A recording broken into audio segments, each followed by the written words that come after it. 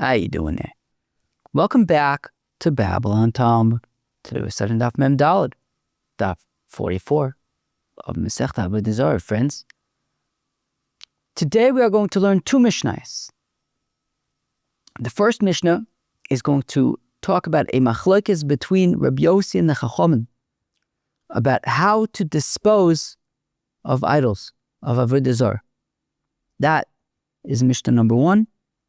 And the Gemara will continue the discussion from the Mishnah. And then at the top of Mem Daled Amud Beis, we get to a second Mishnah, which tells of a incident, maybe you could say, where Rabban Gamliel was bathing in a bathhouse that was in the courtyard of where there was an Avodah Zarah, and a dialogue, a discussion that ensued between Rabban Gamliel and a particular idolator regarding why he was permitted to bathe in that bathhouse if it was in the courtyard of where there was Avodah Zarah. So that will be Mem Daled Amud Beis. So without further ado, we will jump in, beginning on Daf Mem Gimel Amud Beis, 3 lines from the bottom at the Mishnah. Says the Mishnah, Rabbie Yosi, Yomi says Rabbie Yosi, Shocheg v'zoreh laruach. Oh, matilayam. So in the previous Mishnah, on Daf Mem Beis Amud Beis, we had talked about, I'm going to read from the Mishnah on Daf Mem Beis Amud Beis from, I think we learned it 2 days ago. Hamotzekelim b'aleim tzuras cham, tzuras levan, tzuras darkon, yolichan liyam hamelach. So the previous Mishnah we had talked about, if you have Avodah Zarah, you should bring it to the Dead Sea and throw it in. Now says Rabbie Yosi, sure, that's one option. However, also Rabbie Yosi says, Rabbie Yosi, shocheg v'zoreh laruach. You can grind it up into powder and throw it up into the air. O matilayam, or throw it in to the sea. That's also an option. Tosfos Taka talks about when it says shocheg v'zoreh laruach, if it applies both, meaning when it says shocheg, to grind it up, is it shocheg v'zoreh laruach? Ki'ilu, is it you grind it up and throw it into the wind, or alternatively you chuck it whole into the sea?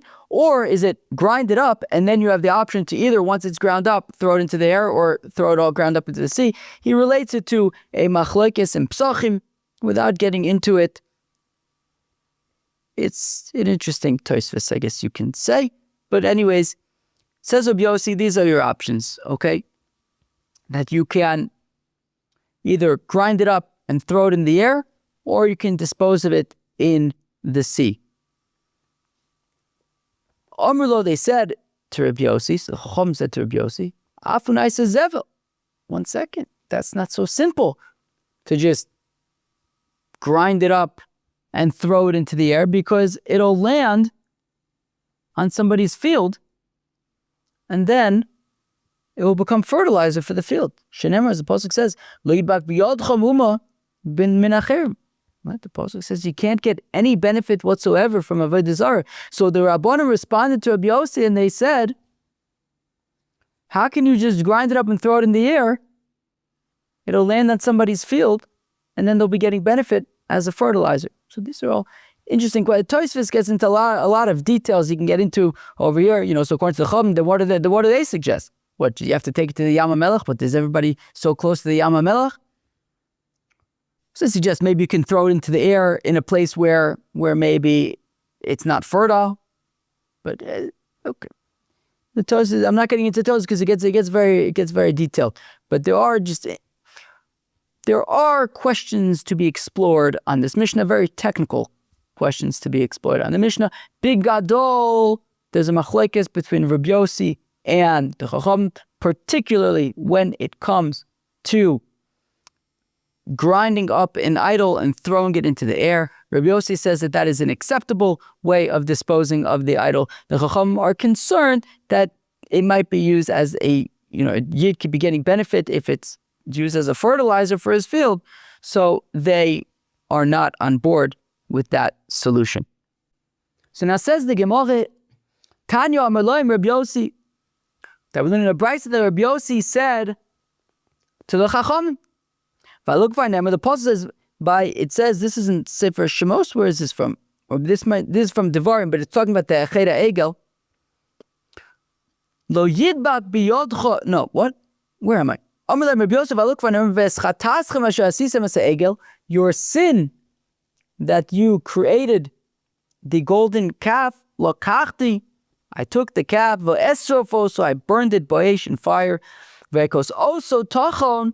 And I ground it up really groundly, heitev, a lot, adasher dok la'afar, until it was really thin like dust. V'ashleches afaro el hanachal hayored min hahar, and I threw the dust. I ground up the golden calf into a fine dust and threw that in to the wadi. The heck is a wadi? It must be, well, nachal. What's a nachal? A stream? Okay. Hayored min hahar, which goes down, descends from the mountain. So taka, a machlokes Rashi and Tosfos exactly, nothing major, but exact. Which part of the pasuk is the proof coming from? Rashi and also the first shita in Tosfos say that it's coming from when it says v'ekos also tachon heitev adasher dok le'ofer. That Moshe is basic. So Rabbie Yosi is bringing as a raya that it says that Moshe took the golden calf and he ground it up really finely. Which implies, what was he doing with it? He's going to throw it into the air and dispose of it that way. So Rabbie Yosi is saying, you see, he is disposing of it by just throwing it out to the air.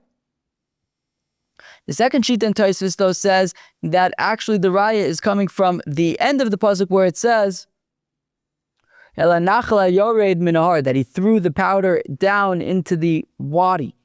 That's where the raya is coming from. But the point being, Rabbie Yosi is trying to make the point that Moshe Rabbeinu took the golden calf and he ground it up real fine and he disposed of it, he threw it into the air.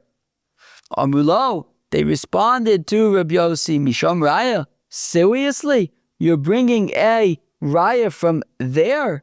Hareyu Omer, the pasuk says in Shmos, Vayizer, right? Vayizer al pnei hamayim vayashk as bnei Yisrael, that he scattered the dust on water and he gave to the Yidden to drink. Lo niskabne levodkon kisotis, and the intention of Moshe Rabbeinu at that time was to check them like a sota is checked to see if she had an affair. So they were checked to see if they participated in the chet ha'egel. So that was a one and done kind of thing. Moshe Rabbeinu ground up the egel so that he could mix it into some water and create some kind of a sota type of potion, and the Yidden would drink it, and it would be determined if they had participated or how they had participated in the golden calf. But that's not a sort of general solution, just grind it up and throw it into the air. No. Rabbi Yosi, so Rabbi Yosi tried another option. Rabbi Yosi is going to try, if I'm not mistaken, 4 different angles here to try to make his argument. So angle number 2. Rabbi Yosi says to them, Valok Vainema, the pasuk says by King Asa of Judah, Vigam Aim Asa Melech, also the mother, Asa's own mother, Heisir Migvira, he removed her from her position of being the maybe queen or like princess kind of thing. Asher also saw La Asherah Mifletzes, that she had made for the Avodah Zarah, for the Asherah, a type of, well, we're going to see what it is in a minute, but some kind of idol of sorts for the Asherah. Vayodek, and he ground it up, Vayisrop Nachal Kidron, and he burnt it in Nachal Kidron. So we see that he ground up this Avodah Zarah and scattered it in Nachal Kidron. So Amula, once again, the rabbis responded, Misham Raya, seriously, you're bringing a Raya from there. Nachal Kidron ene megadol tzmachim. Nachal Kidron doesn't grow stuff. So therefore it wasn't fertilizing anything, nothing grows in Nachal Kidron. Vilo, Nothing grows in Nachal Kidron? What are you talking about? That's not within the mishnah. Elu va'elu misarvim ba'amo. Both the bloods, the extra bloods from korbanos, that the blood was thrown inside the heichol, as well as, or inside the azara, the heichol or the azara? No, the mizbech chitzon is in the azara. So therefore, this must have been in the heichol, right? The mizbech. Wow. Okay, mizbech pnimi. So both of the bloods that were for korbanos that were thrown on the mizbech pnimi, the inner mizbech, as well as the outer mizbech, the remaining blood would be poured at the base of the outer mizbech. Then they would all mix together ba'ama in the stream that would take them out of the azar, out of the Beis Hamikdash. V'yotzin Nachal Kidron, and then like this they would go out to Nachal Kidron, and it says v'nimkarin liganon in the Zabel, and there this water would be sold to farmers, and they would use it to fertilize their fields. And a technical point, prior to their sale, they are usher. Once they're sold, I imagine their kedusha would be transferred to the money that was paid for it, and then this blood-water mixture can be used to fertilize fields. So what do we see? So we see that there apparently are farmers in Nachal Kidron that are fertilizing their fields. So why would you say that Nachal Kidron is not a fertile place if the farmers there seem to be purchasing fertilizer for their fields there? Mikomus yesh bo. Yesh malkum megadol tzmachin, yesh malkum she'ein megadol tzmachin. So the Gemara answers, look, within Nachal Kidron, there are places that don't grow stuff, and there are places that do grow stuff. Okay, so I guess maybe Rabbie Yosi would argue that the idol was scattered even in the places where stuff does grow, whereas the chacham would say that the powder was specifically scattered in the places of Nachal Kidron where things don't grow. Tosfos points out that the Gemara could have also answered that the farmers were buying this blood water, but they don't necessarily live in Kidron. Any farmer could buy it, even if they didn't necessarily, even if they were planting fields elsewhere. But anyways, okay. My miflatzta. The pasuk had said about Asa's, I think it was either mother or grandmother, that she had made this miflatzta. What's this miflatzta? I'll tell you, it's a pretty gnarly thing, this miflatzta.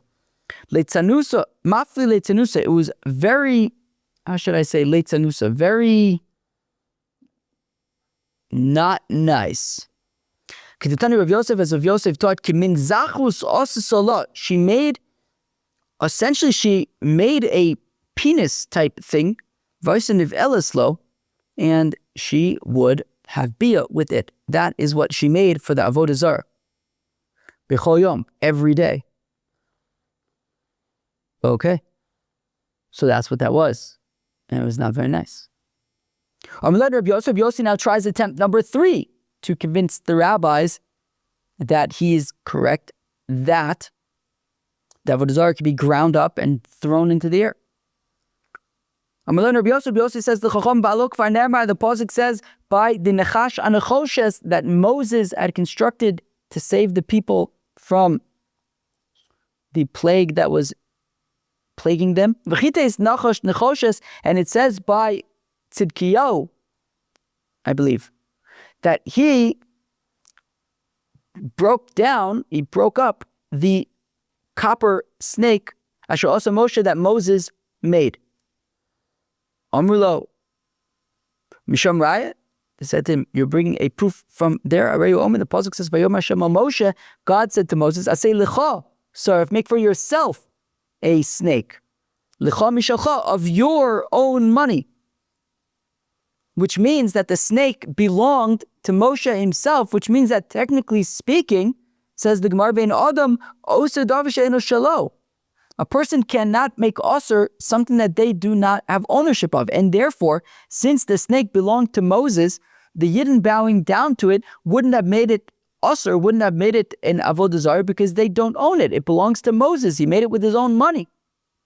And therefore, technically speaking, say the chachamim, that wasn't actually an example of disposing of Avodah Zarah, because it wasn't Avodah Zarah, because other people can't make somebody else's stuff into Avodah Zarah. So the Bnei Yisrael, even if they're worshipping the snake, could not have made it into Avodah Zarah because it belonged to Moses. And therefore, technically, there was really no reason why it had to be ground up in the first place, since it wasn't technically speaking of Avodah Zarah. Ella came in the Chazo, the Kato Yisrael Basra. However, because Chizkiah saw that the Yidden were being led astray and serving this snake as Avodah Zarah, Omad, he stood up v'chitiso and broke it down. So and he basically destroyed it. So therefore so Rabbie Yosi wanted to bring that as a proof that you can grind up Avodah Zarah, to which the Chacham say technically it wasn't Avodah Zarah.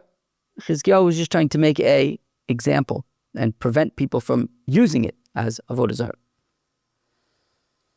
Rabbie Yosi now tries the fourth example. If I look for Nema, the Apostle says, "Vayazvu sham es atzabeim," that the Philistines had abandoned their idols. Vayisayim David va'anoshav, and David and his people yisaimed them, lifted them up. Umay mashma dai vayisayim David lishna dizariu. Now, how do we know that when it says that King David and his people yisaimed them, it means that they broke them up and ground them up and scattered them?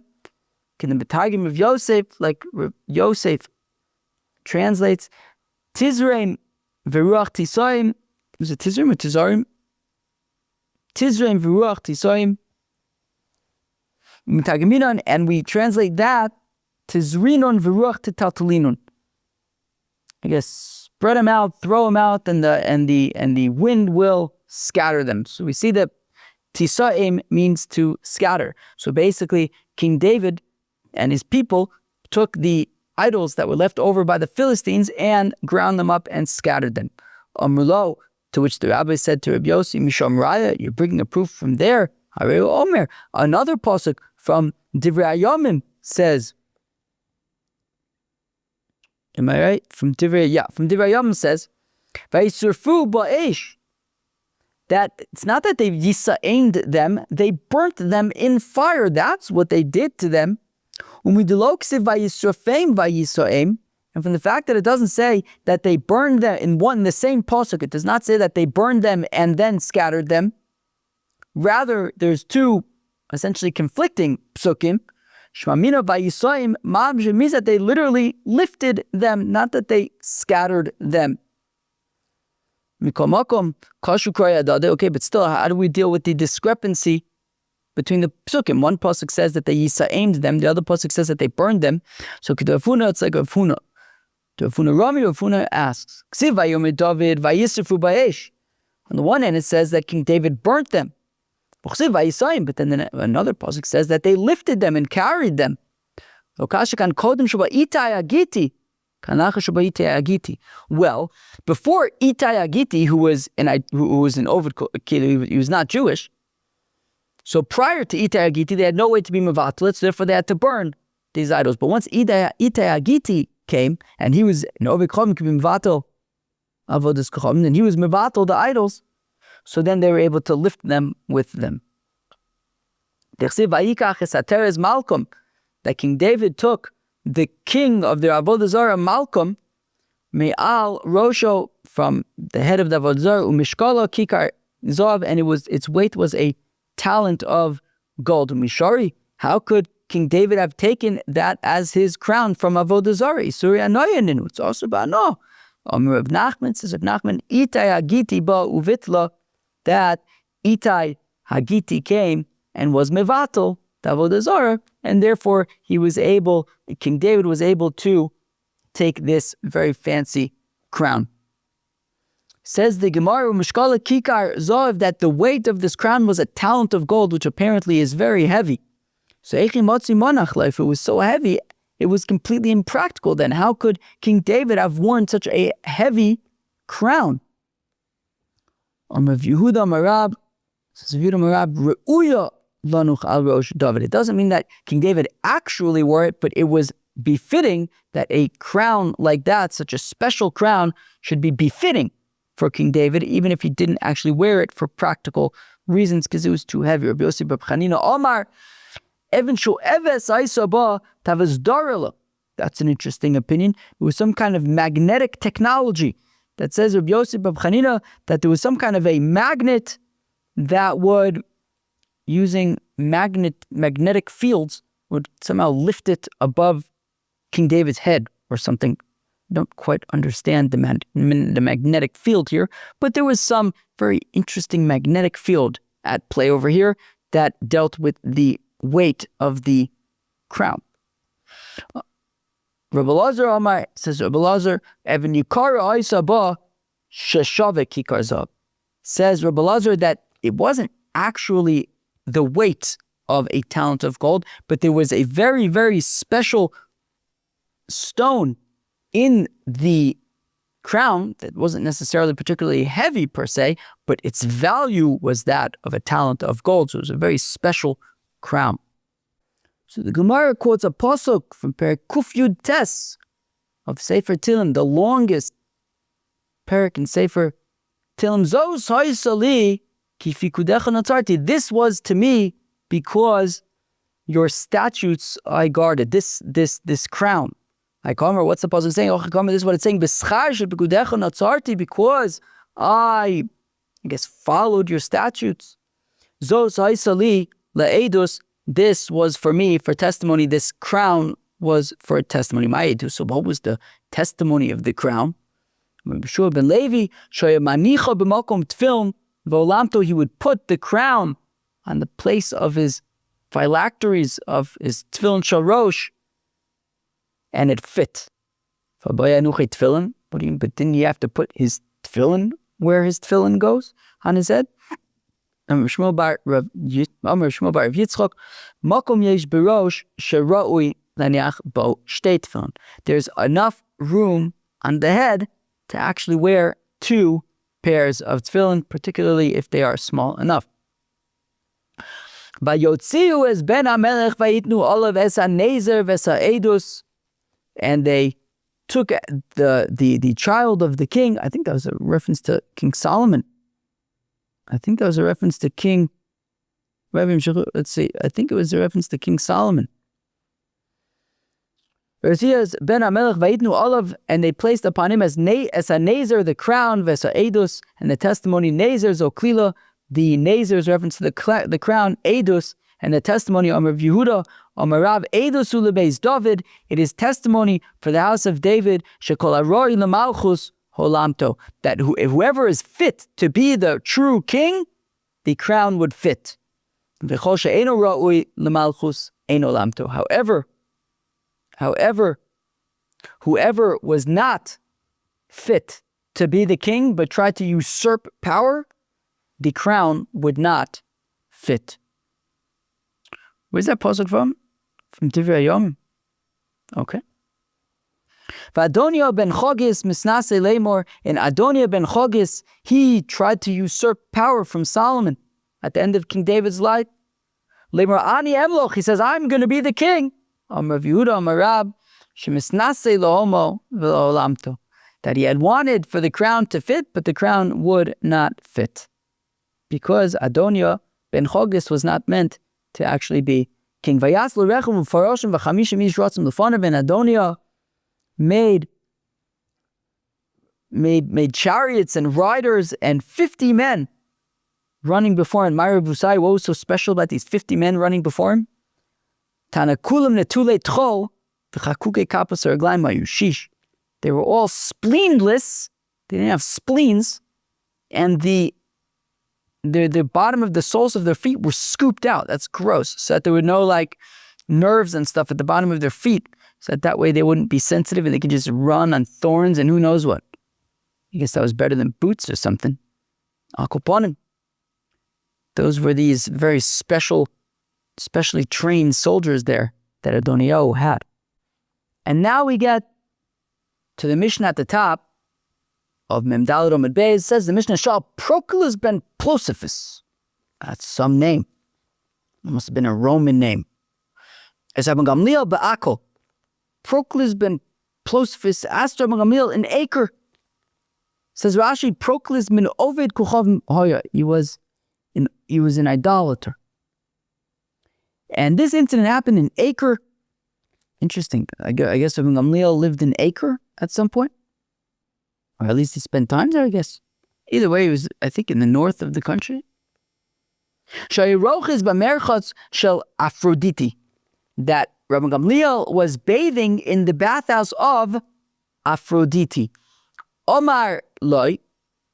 So Proclus ben Plosphis says to Rabban Gamliel, Kosav b'seiraschem, it says in your Torah, Lo yidbat b'yodcha me'uma min acherim, that you can't cling to anything related to Avodah Zarah, and therefore, mipnei ma'ata roiches b'merchatz shel Aphrodite. Why then, Rabban Gamliel, are you bathing in the bathhouse of Aphrodite, the Avodah Zarah? On my law, what did Rabban Gamliel respond? Ein meshivim b'merchatz. Sorry, the halacha is we don't respond when we're in the bathhouse. Uchshayotza on my law. And when Rabban Gamliel exited the bathhouse, he responded to Proclus ben Plosphis, Anilo bosi bigvula, hiboy bigvuli. We're going to see three different answers that Rabban Gamliel provides. Answer number one is, look, I didn't invade its space, it invaded my space. This bathhouse was here before, what's his name? Aphrodite was here, before this idol was here. The bathhouse was here first. This idol can't just show up and ruin the bathing experience. So again, Ani lo basi b'gvula, I didn't go into its space. This bathhouse was not built in its space. Hiba b'gvuli, the bathhouse predated Aphrodite, and therefore leave the bathhouse alone. I am bathing there. Leave me alone. Ve'od, and more so, in omrim naise merchatz noy la'Aphrodite, ela omrim naise Aphrodite noy la'merchatz. Also, just in terms of getting some perspective here, one would not say, let's make a bathhouse as an embellishment, as a decoration for an idol. However, the opposite is true. One would say, let's make an idol as a decoration for our bathhouse. And therefore, the idol is batel to the bathhouse. The bathhouse is kind of the structure. And the idol, if anything, is really just an ornament or a decoration, an addition for the bathhouse. The bathhouse is not an ornament for the idol. And therefore, the idol is the second-class thing over here. And therefore, it's not actually important. Davar acher, and thirdly, hey, Proclus ben Plosphis, you're an idolater. You must have your idol of choice. If they were to offer you plenty of money and said, here's all this money, you will get it if you go into whatever shrine, wherever your idol is, and you act inappropriately there.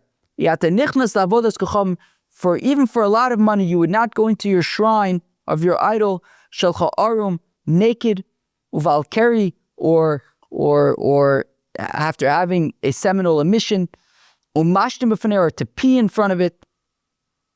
You wouldn't do it. Any Avodah Zarah, any proper Avodah Zarah, any idol that you took seriously, you would act appropriately there. You would not act inappropriately there. And yet, Zo'omed, this al pi abiv, this Aphrodite is stationed right next to a sewage outlet, a sewage stream. Everyone's peeing in front of this idol. Lo nemar ela Elohayim, eshenoig bo mishum Eloah aser, eshenoig bo mishum Eloah mutter. The kind of gods that we need to stay away from are gods that are treated like gods. Gods that nobody thinks twice about, little cute little gods that nobody cares about, and they pee in front of it. That's how little regard they show for it. Those are not things if nobody takes it seriously, neither do we. So those were 3 responses that Rabban Gamliel responded to Proclus ben Plosifus. Number 1 was, I didn't get in its face, it got in my face, right? The bathhouse was there first. Answer number 2 was that the idol would be considered an ornament for a bathhouse, not the other way around, therefore it's not important. And number 3, nobody actually takes Aphrodite seriously. They pee in front of it and do all sorts of not nice things in front of it. It's not anything that must be taken seriously. How could Rabban Gamliel have responded to Proclus ben Plosifus while he was in the bathhouse? How could he have responded, the halacha is we can't talk in the bathhouse? Even saying that the halacha is that you can't talk in the bathhouse is a halacha. And you can't even say that in the bathhouse. So how did Rabban Gamliel respond to Proclus ben Plosifus? You could think of Torah in any place, but not in the bathhouse or in the bathroom. So how could he have been talking halacha in the bathhouse? If you're going to say well, he didn't say it in Hebrew, he said it in English or whatever they were speaking. Abai said, that if you're in a bathhouse, let's say, mundane things, non-Torah things, you could say even in Hebrew, even in Lashon Kodesh, Devarim shel Kodesh, but holy things, you can't say even in English or whatever your language of choice is. So how could it be that Rabban Gamliel was talking to Proclus ben Plosifus about the halachas of what you're allowed to do and what you're not allowed to do in a bathhouse while he was in the bathhouse? It means that when he left the bathhouse, he responded that, A, when I'm in the bathhouse, I can't respond. However, these are the reasons why, right? Once he left the bathhouse, he responded as to why he was able to go to this bathhouse and not be concerned about Aphrodite. Rab Chama bar Yosef, Rab Bushaya Bribi, Tshuva Genuva Shiva, Rabban Gamliel also Hegmon, Va'adi Omer Eino Genuva. So says Rab Chama bar Yosef, and the name of Bushaya is Rabbi Bushaya Bribi. So Bushaya Bribi says that Rabban Gamliel was just trying to push off Proclus ben Plosifus. That when Plosifus Proclus ben Plosifus was getting up in his face and he was saying, in his business, he's saying, why are you here? What about Aphrodite? How could you be here? Well, Gamliel didn't really want to engage him, and he gave 3 answers, but those 3 answers, for all 3 of the answers, we're actually going to have, for the 3 answers, we're actually going to show 4 questions. Okay, for each one of them, you could say that it's not really an answer. I could tell you why it's not really an answer, and the Gemara is going to tell us why. Rabban Gamliel was really just trying to push off Proclus ben Plosifus and say, yeah, whatever, leave me alone, basically, was what he was saying. So again, Rab Chama bar Yosef says, Rab Chama bar Yosef, Rab Bushaya Bribi, that my Rebbe, Rab Bushaya Bribi said, Tshuva Genuva Eshiva Rabban Gamliel. Rabban Gamliel, he was giving him like fake answers. It's stuck on machlokes Rashi and Tosfos is exactly what it means. But let's just say, basically the point is he wasn't giving him proper answers. I'll call them fake answers. Also, Egmon 2, Proclus ben Plosifus, Ba'ani Omer, but says Rav Chama bar Yosef, my opinion, however, is I don't agree with that. Ba'ani Omer, my opinion is Eina Genuva. They were not fake. They were real. They were emissdike answers.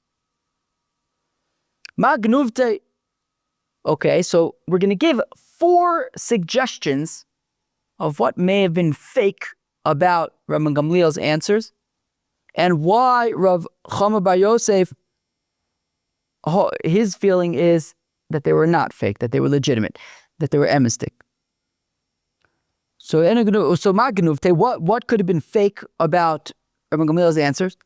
The Ka'amar law, well, when Rabban Gamliel said, Zo omedes al pi abiv, v'chol adam mashtin bifonel, the third answer that Rabban Gamliel gave, which was, well, this isn't any kind of Avodah Zarah that we need to take seriously, as people are just, have no problem just peeing in front of it. Clearly, this is not an idol that anybody takes seriously. That was Rabban Gamliel's argument. However, Rabbi Shai Rabbie argues that this is really not a real argument. How come? Why does peeing in front of Avodah Zarah matter? After all, have you ever heard of peor?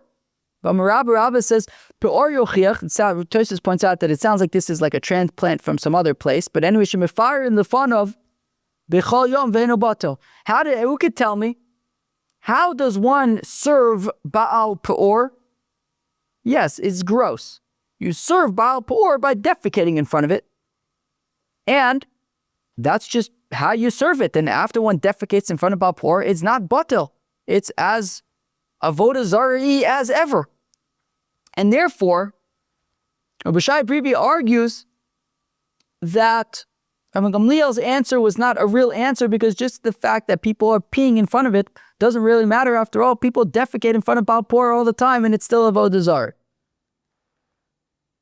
However, Rav Chama Bar Yosef says, I actually think it was a legitimate answer, because there's a difference between Baal Peor, which is that's specifically how you're supposed to serve it, as weird as it is. And therefore, yeah, if you're serving it in its proper way, then it's not, then it's going to continue being Avodah Zarah even as people serve it. However, something like Aphrodite, people are peeing in front of it not because that's how they serve it, because they just really don't care about it.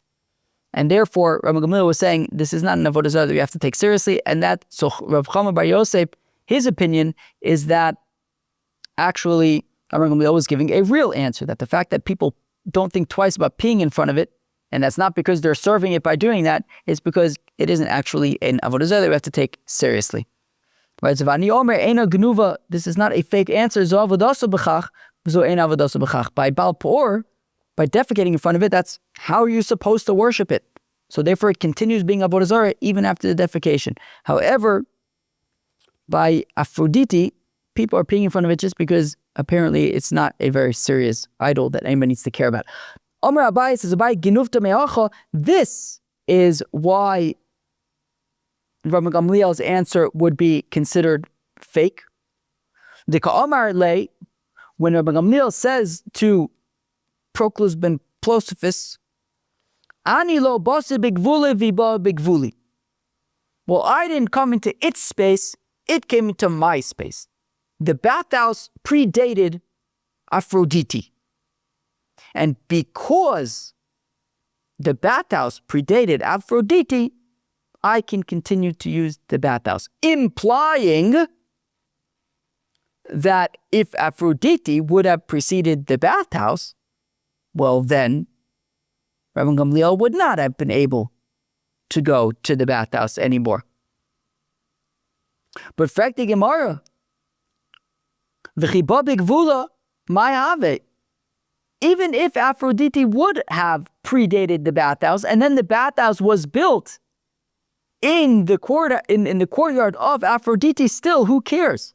But now we learn in the mishnah, if you have an Avodah Zarah, that there is a merchatz, a bathhouse associated with it, ogina or a garden, man, shelo betova, you can get benefit from the bathhouse or from the garden, so long as you are not being makir tov to the galach, as long as you're not in any way contributing to the Avodah Zarah, even if just being makir tov and saying thank you to the galach, to the priest, as long as you're not sort of positively contributing to the Avodah Zarah, you can use the bathhouse.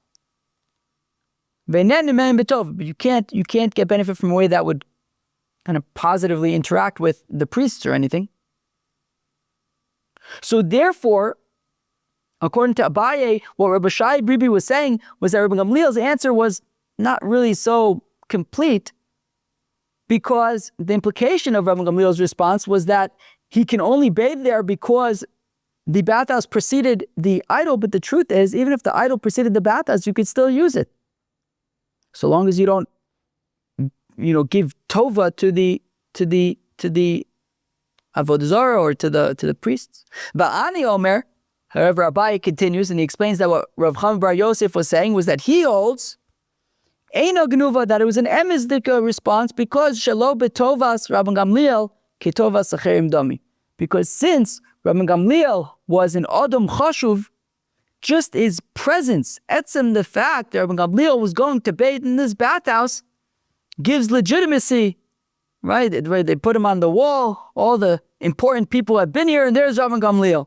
It gives legitimacy and positive interactions with the Avodah Zarah, etzem is being there. So therefore, Rav Chama bar Yosef argues, according to how Abaye explains it, that actually Rabban Gamliel's response was legit because he was saying, it's true, if the Avodah Zarah would have preceded the bathhouse, I would be unable to bathe there, right? Since Rabban Gamliel was a VIP, it would be considered beneficial to the Avodah Zarah's presence there, and therefore he would be unable to go there if the Avodah Zarah preceded the bathhouse. Explanation number 4. Rav Shimi bar Chia Amar says, Shimi bar Chia, Genufta me'ocha, this is why Rabban Gamliel's response could be considered fake. Dika Amar lo, that Rabban Gamliel responded, Zoyoy medes ala biv, that Aphrodite is situated by a gutter, by a sewer, and everybody's peeing in front of it. But who cares that everyone's peeing in front of it? But it's not, after all, we learned in the mishnah, if you spit in front of an Avodah Zarah, or pee in front of it, gera, or drag it on the floor, or even throw excrement at it, it is not bathhouse. So therefore, how could Rabban Gamliel say that his proof is, well, the fact that people pee in front of it, it's not important? We have a mishnah saying peeing in front of Avodah Zarah is not mevatel. Vani Omer Eino Gnuva. However, Rav Chama bar Yosef feels that it was a legitimate answer because when the mishnah says that peeing in front of an Avodah Zarah is not mevatel or spitting on it or doing whatever, dragging it, that is when he's momentarily upset at it, but he's ultimately going to chill out. So then, yeah, the fact that he peed in front of it doesn't matter. But but in this case, argues Rav Chama bar Yosef, what Rabban Gamliel was saying is that here they're just constantly showing complete disregard for it and peeing in front of it. Therefore, it's not any kind of Avodah Zarah that we need to take seriously. And finally, Rabbi Bar Ula Amar said, Rabbi Bar Ula, Ginuvta me'ocha, this is why Rabban Gamliel's response can be considered fake to Amrle. Ein omrim naise merchotz noy la'Aphrodite. Rabban Gamliel argued, well, you see, we don't say let's make a bathhouse as a embellishment, as a something decorative for an idol, el naise Aphrodite noy la'merchotz, but the opposite would be true. We would say, let us make the idol a statue, a pill, whatever, some kind of idol as a embellishment for a bathhouse. However, that answer is really incomplete because, even if they would say, let us make a bathhouse as a adornment, I don't know what the right word is, embellishment, adornment, something nice for the idol, who would even care? Right? Rabban Gamliel's whole argument was, well, we don't say let's make the bathhouse as something nice for the idol, but we do say let's make the idol something nice for the bathhouse, so the idol's clearly batel is tafel to the bathhouse. But even if we would say let's make the bathhouse as an adornment for the idol, still, who even cares? Vatane, we learn about Omer, there's no concept of hektish for Avodah Zarah. By the base of Mikdash lahabdil, you could be makdish an animal, then that animal you can't get any benefit from. You have to bring it to the Beis HaMikdash. By Avodah Zarah, it's not the same way. By designating something for Avodah Zarah, that doesn't make it usher until you actually use it to serve the Avodah Zarah. And therefore, even if there would be a bathhouse as an adornment, so to speak, for a Avodah Zarah, it doesn't matter because just making the bathhouse for the Avodah Zarah doesn't actually, unless you use it for Avodah Zarah, but just etzem it being there doesn't actually make it unusable. Vani Omer, but says of Chama bar Yosef, according to Rabbi Bar Ula.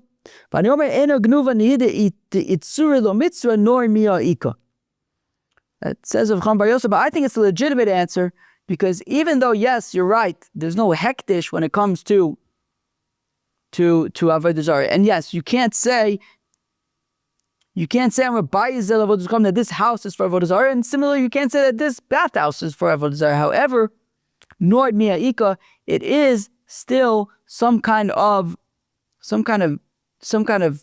beauty. Rashi says that by using the bathhouse, you would somehow being miyape. What does that say? Iaver rechitza nor lavodas gechom also the apples of avodas av al gab the itzure mitzvah merchas bano. Av gab the itzure lo mitzvah merchas bano.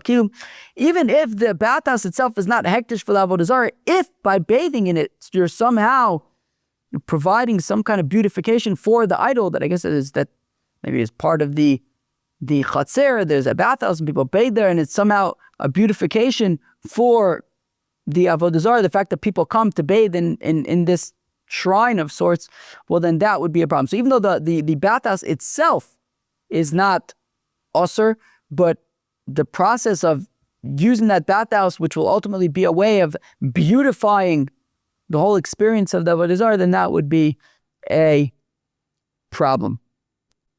Tosfos Taka argues with Rashi and says that it's not about being a source of beautification for the idol that's the problem. It's actually getting benefit for using the bathhouse itself. And even though you're right, the bathhouse itself, mida oraisa, there's no concept of hektish, and the bathhouse wouldn't technically be osur mida oraisa, mida rabbanon though, it would still be osur. Friends, that was Daf Mem Daled of Masechta Avodah Zarah. We learned two mishnayos today. The first one discussed the machlokes between Rabbie Yosi and the chachamim about how to dispose of Avodah Zarah. Rabbi Yosi says you can grind it up and throw it in the air. The chachamim say yes, but then it'll land on somebody's field and they will benefit from it. So therefore, the chachamim disagree with that malach. We then looked at a Gemara where Rabbi Yosi was trying to argue against the chachamim and say, look, you see, you can grind up Avodah Zarah and be mevatel that way.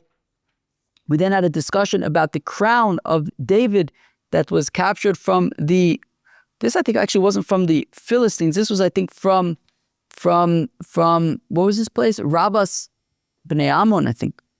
Anyways, the special crown of King David that would fit to the heads of all those who were worthy to receive it. We then got to a new mishnah with a discussion between Rabban Gamliel and Proclus ben Plosifus about why Rabban Gamliel was allowed, why he was permitted to bathe in a bathhouse that was situated in the chutzner of an Avodah Zarah that was called Aphrodite.